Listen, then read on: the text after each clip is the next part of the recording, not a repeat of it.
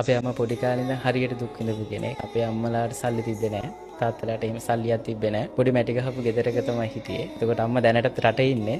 පොඩි කාලෙත් මට මතකයි මම 2 3 පන්තිවල වගේ අපේ අම්මා වැඩ කරේ ගමේ පතලේ. ගමේ ගල් කඩපු පතලේ තමයි අම්මා වැඩ කරේ. එතකොට අම්මා ඒ පතලේ වැඩ කරනකොට ඒ හම්බෙන සල්ලි වලින් තමයි අම්මා අපිව ජීවත් කරවුවේ.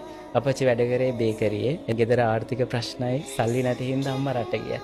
රට ගියාට පස්සේ ආයේ දැන් මට අපච්චි හවසට තමයි හවස බේකරියේ වැඩට යන්නේ. එතකොට අපච්චි ආයේ එන්නේ නැවත පහුවදා උදේට. එතකොට මට රැට ගෙදර තනියම ඉන්න බැරි හින්දා අපේ ගෙදරට එහා පැත්තේ කුට්ටක් එහා පැත්තෙන් තියෙන ගෙදරක තමයි මම නතර වුනේ. එතකොට මට හරියටම මතකයි අද වගේ මට ඒ සිදුවීම කවමදාකවත් අමතක වෙන්නේ නැහැ.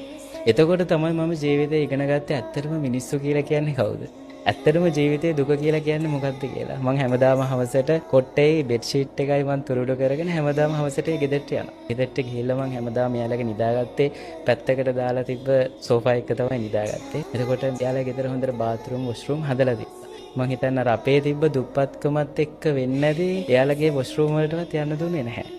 හරි එතකොට මට රෑ වෙලා හදිස්සියේ වොෂ්රූම් එකට යන්න ඕනේ වුණත් මම ගෙදරට ආයේ යන්න ඕනේ. මාරෑ හැරි යන්න ඕනේ. ඒ වගේ ජීවිතේ දුක කියන තිබ්බ හැබැයි මං අද වෙනකන් අම්මටවත් කියලා නැහැ. මේක අම්මහයි මේක අපේ අම්මේ දකියේ. මොකද අර අම්මට දුක කියන්නේ නැහැ. මොකද අම්මනේ හැමදාම පුළුවන් තරම් දුක් විඳලා හරි අම්මා හැමදේම අපිට දුන්නා. හැබැයි අද ඉන්න තැන දැකලා මගේ අම්මා තරම් සතුටු වෙන කෙනෙක් මේ ලෝකේ කොතරම්වත් නැහැ. අම්මා ඒ තරම් අද සතුටුයි.